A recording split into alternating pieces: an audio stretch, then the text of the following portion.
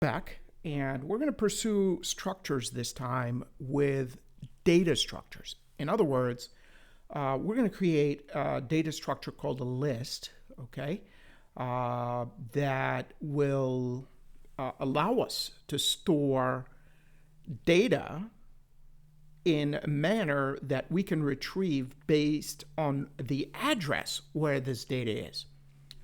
And we're going to do this within the context of structures. So we're going to build a list based on structures. So if you have a struct, basically what you have is a complex data type or a user-defined data type that has data members. So let's say we have client as a structure.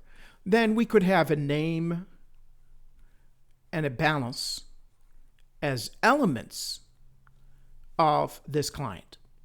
Now, would it be nice that instead of using an array, because if we use an array, then we have a fixed size container, right? So if we used an array of clients, so let's say from clients, I created a clients array,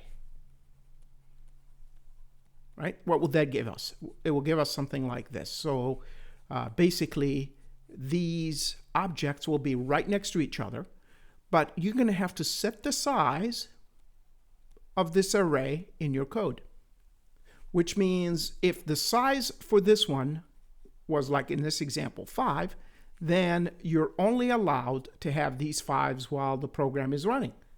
What if you wanted to add another object? What if you wanted to remove an object?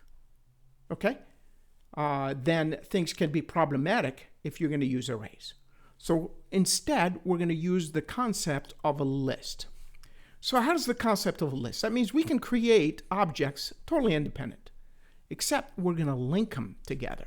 So I could have objects, they don't have to be right next to each other. However, inside that object, I'll have the address of the next element. Inside of this object, I'm going to have the address of the next element.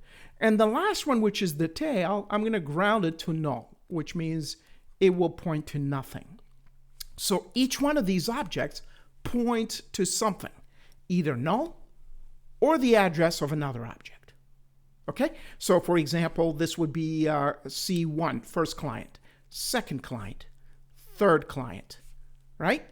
And then we need to also have another pointer here that points to the head of this list. So this is going to be important. So this will be the tail, and this will be the head. So the point, what we're going to be doing with coding is we're going to try to emulate this effect. So one of the things we're going to need is some sort of a pointer right here that can point to an element of that structure. So that pointer itself has to be of the same data type as the structure. And so is this pointer for the head. Okay? We're going to need this head pointer at all times, and the reason is we could use it when we are ready to traverse this whole list. So we could say, okay, well, let's start at the head, and as long as this pointer right here in each element is not pointing to null, keep reading the next element, right? So start at the head, move to the next element, read. Is it not null? Great, it's not. Read. Is it not null? Is it not pointing to null? Read. Is it not pointing to null? Great.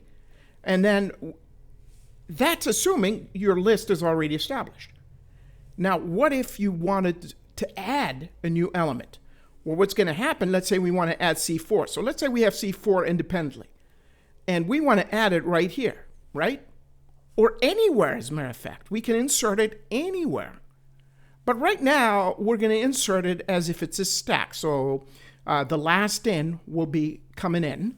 And so the way to do it is you're going to repoint this one to C3, right? Since it will have a pointer element that points to some other structure. And then you're going to take the head and repoint it here. So you can actually take this off by changing the head pointer to the address of C4. So now effectively what you have is a list of these objects. So in our next video, we're going to be watching how we're going to code this.